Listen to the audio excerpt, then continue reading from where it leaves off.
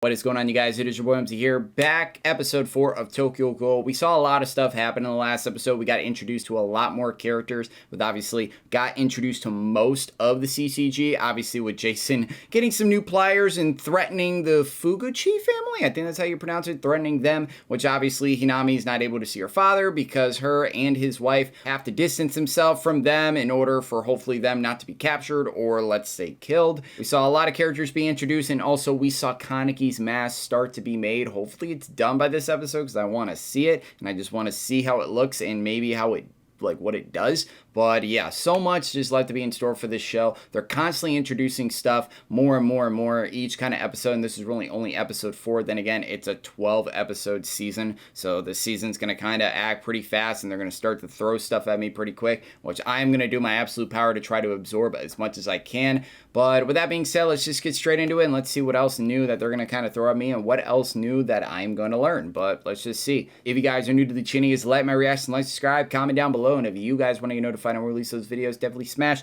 that notification bell. But with that being said, let's get right into the episode. Man, this episode we got a lot with the Tsukiyama character. It had a lot of moments to shine in here, and it's just the overall kind of relationship with Kaneki was just the number one thing going with this episode. I thought it was a little bit sus when he initially came onto the scene and when he was smelling them and shit, and I'm like, all right, we'll just have to see more. And then when he mentioned Rize, I'm like, okay, now it's maybe starting to make a little bit more sense, because he was either a friend or maybe an old flame of Rize, and no matter what, he probably did maybe care about her or just something, and no matter what, he thought he was delicate. He was really delicate, and now that he knows that he's a half ghoul, half human, yeah, he's not letting him go anywhere. But just that whole entire sequence at the very end was absolutely insane. Just wondering how Kaneki was honestly going to get out of that situation. Wasn't expecting Tsukiyama to honestly kill the scrapper, but hey, it happened. But yeah, a lot with that sequence, and I really do love that. Did want to touch upon Yomo as well. I thought Yomo was really good in here, showing Kaneki. He's going to be kind of his little trainer and everything, so that's really good. I love